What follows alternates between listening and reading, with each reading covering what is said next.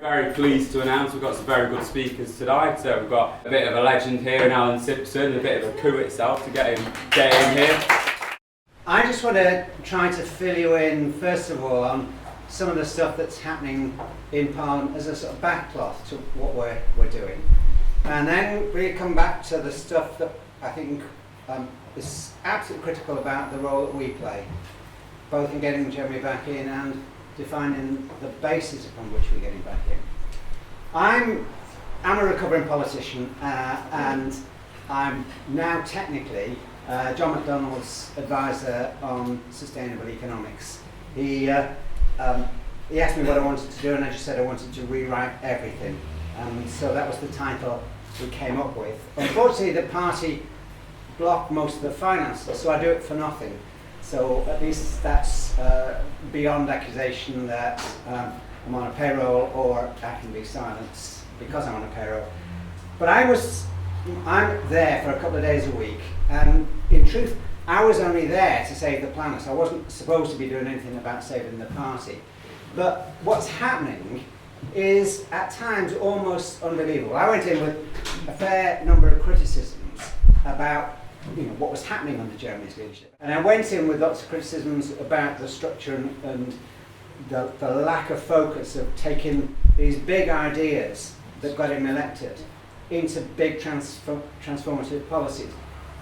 A lot of those criticisms still stand, but the truth is, within a matter of days, what became inescapable was that Jeremy has been inundated with trivia. And much of this has come from within the party itself. And I just think we need to understand why. In many ways, the referendum defeat was a really good illustration of this. Much of the criticism that has been landed on Jeremy's shoulders or desk about the failure to properly campaign during the referendum debates is being made by people who never went out and campaigned themselves. Now, Jeremy got snookered in the first shadow cabinet meeting that he had to try to, when he first formed the shadow cabinet, because the deal he was required to accept was that he was going to have no real say in the referendum campaign. The responsibility was handed out right at the start to Alan Johnson and Hilary Benn. And it wasn't that Jeremy was reluctant to contribute, but what they wanted him to do was to turn up on joint platforms and snog Cameron. And Jeremy, well, not quite, but then Jeremy was saying, look, me going and hugging Cameron is going to do nothing for Labour voters in any of our heartland areas. I want to come out and I want Labour to campaign on a Remain and Reform basis.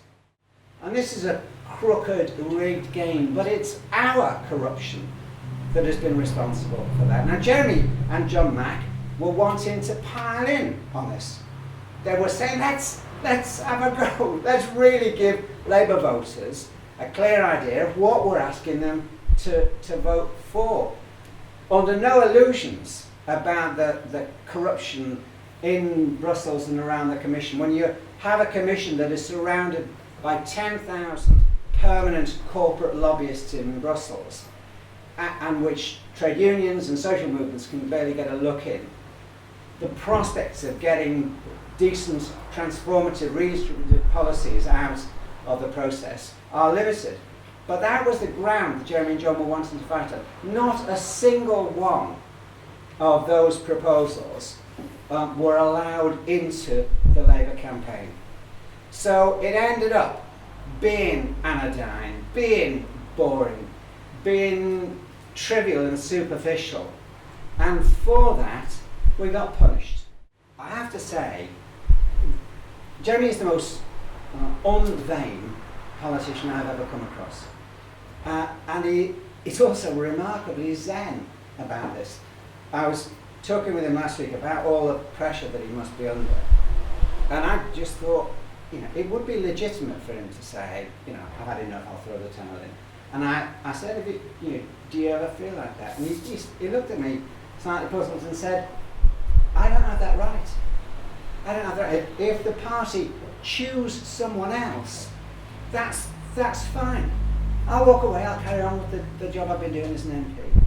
That's the party's choice.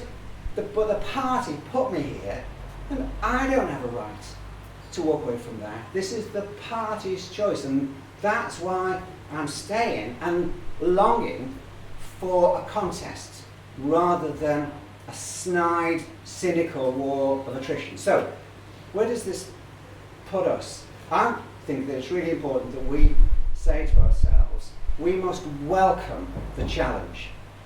Welcome the challenge, and we must conduct ourselves in ways that elevate the debate beyond the petty, the cynical, and the personal.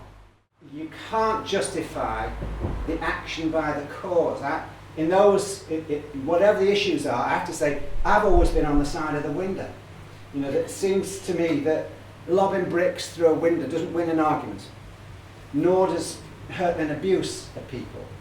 We need to put ourselves at a level that addresses the really big issues. And that is what will transform the party. That is what will return Jeremy with a stonking great majority, and that is what will scare the press into having to face up to a really big time for transformation. It was bizarre. The party had received a legal opinion saying quite clearly, you know, the wording is unambiguous. Any challenger to an incumbent leader has to get nominations for 51 sitting Labour MPs. But that only applies to the challenger. And the legal opinion said to the party, the incumbent leader is automatically part of the process. People amongst the plotters group clearly were unhappy about that, and some of those are also, I think, embedded within the party machine itself. So they went out and got underground to get a second legal opinion, and then released it to the press saying we've got an opinion that says Jeremy Corbyn isn't automatically allowed to stand, he'll have to get the 51 nominations as well. I look at where we are now and I say quite clearly, we have no choice other than to be the engineers of the biggest transformation of society that anyone has ever seen outside wartime. And I say that because climate physics it's not something that you can negotiate with. You can't put it on the back burner for a bit and then come back and have a look at it. What is happening in respect of climate damage that we have already done is taking us into a roller coaster of much more erratic weather patterns. I think we'll see a whole series of ripple effects already scheduled for the party because the trade unions have looked at these silly games, the chicanery going on inside the Parliamentary Labour Party, and they've already said, after this election, if Corbyn is re-elected, the game changes for the rest of you.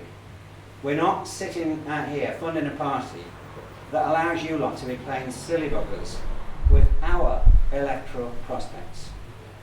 If you have trouble with that, that is your problem. Don't expect us to prop you up. So that will be an invitation to be part of a different agenda. But we have to be the ones, you have to be the ones, that define not only this being a personality cult, or something beyond a personality cult that puts Jeremy back in, but a shopping list of big visionary changes that represent everything that you wish for yourselves and wish for your kids.